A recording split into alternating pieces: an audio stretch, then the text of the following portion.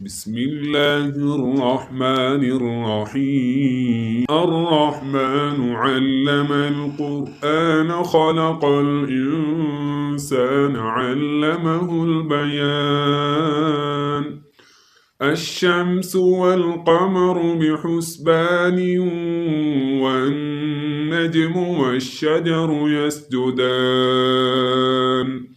والسماء رفعها ووضع الميزان ألا تطغوا في الميزان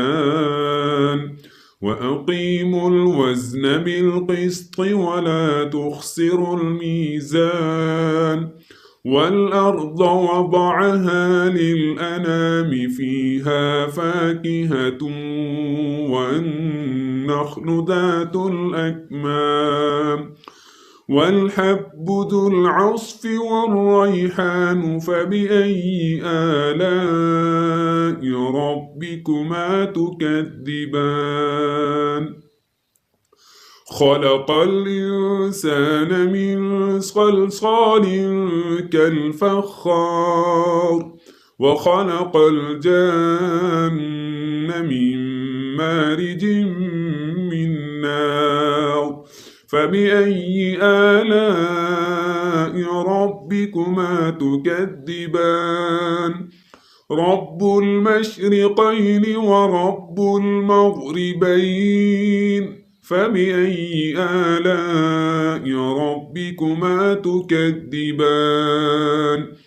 مرج البحرين يلتقيان بينهما برزخ لا يبغيان فبأي آلاء ربكما تكذبان يخرج منهما اللؤلؤ والمرجان فبأي آلاء ربكما تكذبان وله الجوار المنشآت في البحر كالأعلام فبأي آلاء ربكما تكذبان كل من عليها فان ويبقى وجه ربك ذو الجلال والإكرام فبأي آلاء ربكما تكذبان يسأله من في السماوات والأرض كل يوم هو في شأن فبأي آلاء ربكما تكذبان سنفرغ لكم أيها الثقلان فبأي آلاء ربكما تكذبان يا معشر الجن والإنس إن استطعتم أن تنفذوا من أقطار السماوات والأرض فانفذوا لا تنفذون إلا بسلطان فبأي آلاء ربكما تكذبان يرسل عليكما شواظ من نار ونحاس فلا تنتصران فبأي آلاء ربكما تكذبان فإذا انشقت السماء فكانت وردة كالدهان فبأي آلاء ربكما تكذبان فيومئذ لا يسأل عن ذنبه إنس ولا جان فبأي آلاء ربكما تكذبان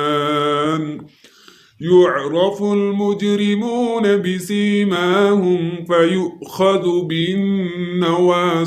والأقدام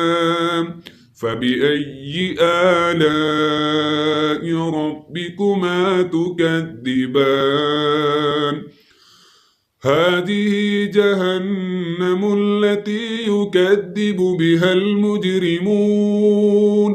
يطوفون بينها وبين حميم آن فبأي آلاء ربكما تكذبان ولمن خاف مقام ربه جنتان فبأي آلاء ربكما تكذبان ذواتا